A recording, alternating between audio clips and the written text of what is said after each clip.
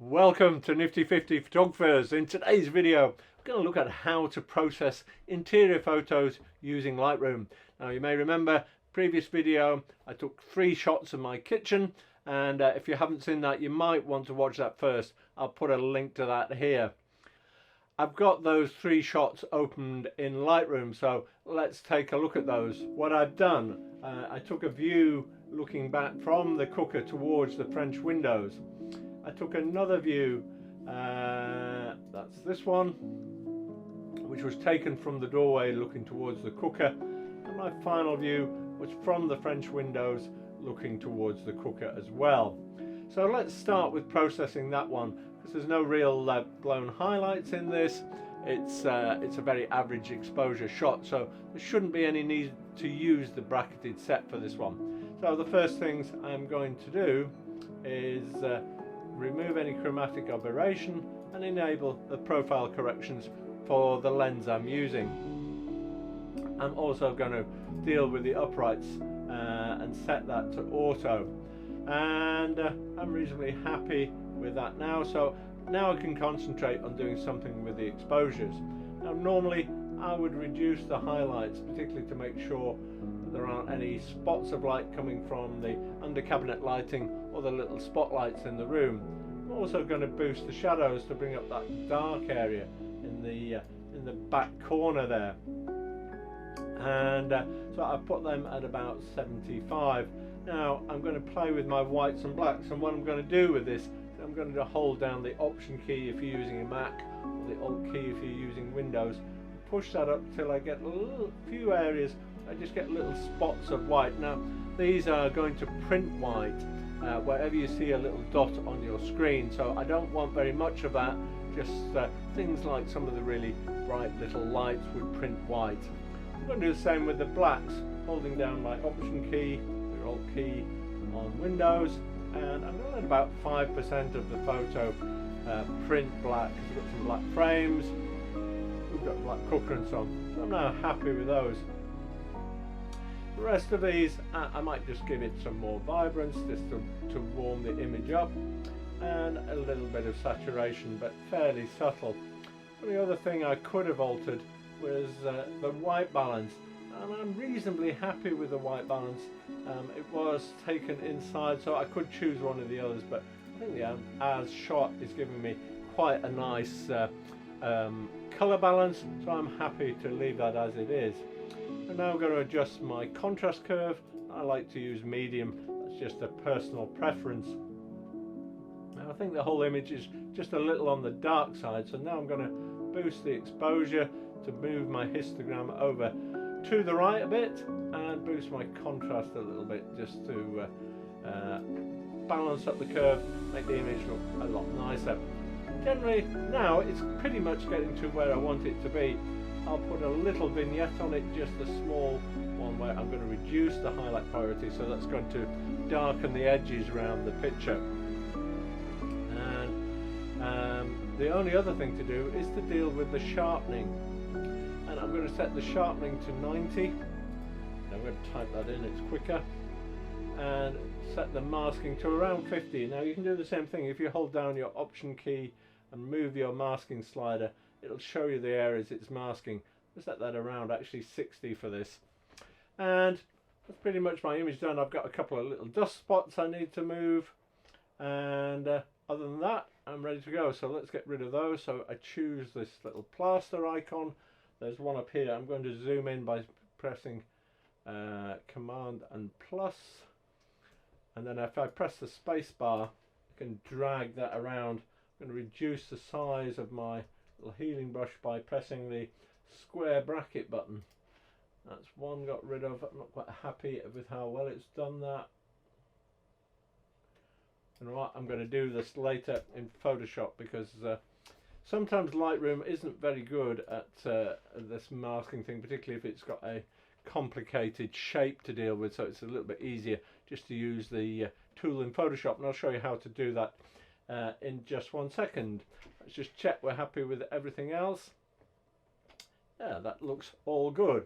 So let's, before we jump into Photoshop, let's look at one of the other views where it might be useful to go through the sequence you'd use if you use a bracketed set of images.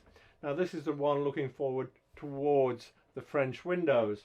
So what you need to do now is press your Shift key and select all three, and you can go to Photo and choose Photo Merge HDR, and away Lightroom will go. It'll do its calculations and give you a preview, and that's looking pretty good. I'm happy with the preview. I've asked it to auto align and to I've ticked the auto settings as well. I don't need any deghosting. That deghosting applies if you've got somebody who is moving through your image at the time, so it's not applicable here. And I could, if I wanted, create a stack, and what that'll do, it'll, in Lightroom, it'll stack the three images together so you only see one on your line at the bottom. I don't really like that option, so I'm going to ignore that and let it merge. And then I'm going to develop it in just the same way as I did the previous average exposure photo. So I'm going to find the image. Here's the bracketed image, and you can tell that most of the Lightroom renames it, and it puts HDR and it makes it a DNG file. So I found that image. I'll now look at what I want to do with it. So it's put some average exposures in, so I'm going to play around, maybe reduce the highlights a bit, but I want to boost the shadows a bit more because I think it's overdone those, and I'm going to boost the exposure a little bit more to make the room look a bit lighter. I'm happy with the vibrance, saturation, the sharpening. Again, I'm going to set this to 90, and the masking, I'm going to press my Option key and bring that up to around 60. I'm going to tick remove chromatic aberration and enable profile corrections. Do a little bit of a vignette higher by reducing that around the edges, and now I'm happy with that image. So it's really quick to do.